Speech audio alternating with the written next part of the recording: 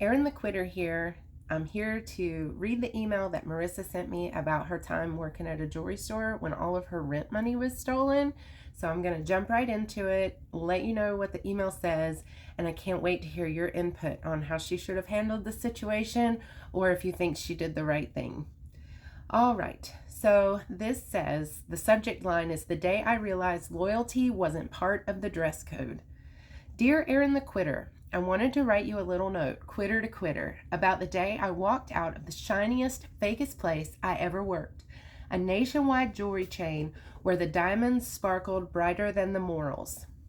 You can call me Marissa, top salesperson in the entire Southeast, queen of credit apps, the one who could outsell a commission-hungry shark on Black Friday with one hand tied behind her back.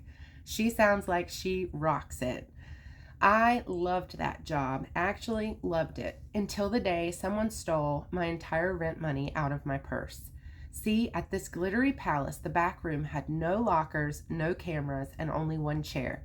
We took breaks one at a time, which meant everyone's purse just sat there, like a little buffet for whatever bold-faced thief decided to clock in. That sounds like a really bad idea. They should have some place to lock your things up. Most places would not leave your items unattended like that, at least not from my experience. But it didn't matter, because to work in a jewelry store, you have to be squeaky clean. Background checks, references, the whole "we only hire angels" routine. So I never imagined I needed to guard my bag like it was a display case. Then one day I reached into my purse and the envelope with every penny of my rent was gone. Vanished.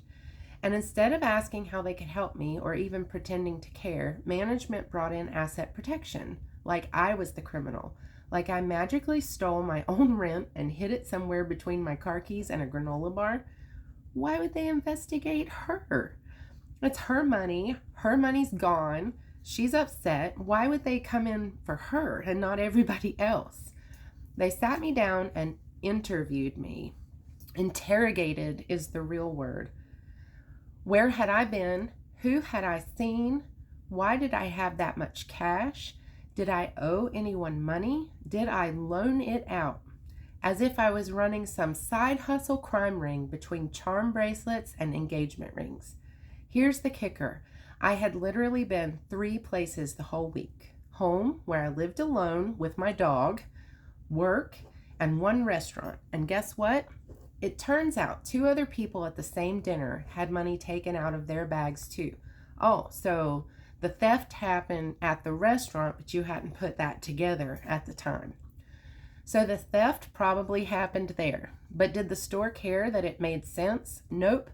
Once the scent of suspicion hit the air, they treated me like I was trying to heist the whole mall. The stress was ridiculous, the humiliation was unnecessary, and the math wasn't mathing. So I did the only thing that made sense. I quit. Not quietly, not gracefully, but with the full force of a woman who realized her workplace would rather criminalize her than protect her. And the wildest part, even after all that, they acted shocked that their top salesperson walked out. So Erin, from one quitter to another, sometimes leaving isn't the dramatic choice. Sometimes it's the intelligent one. Signed, Marissa Val, former queen of sales.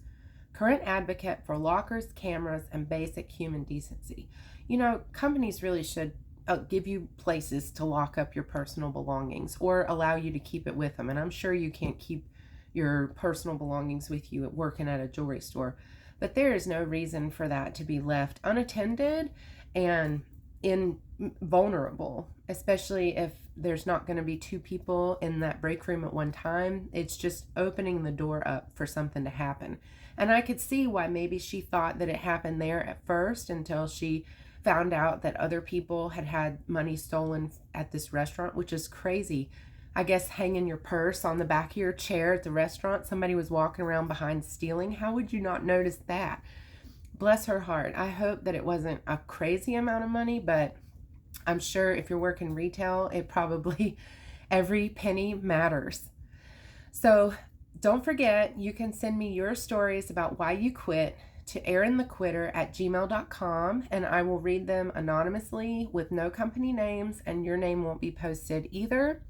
I am really enjoying reading all of these emails that I'm receiving, and I really appreciate the support, and I hope to hear from all of you.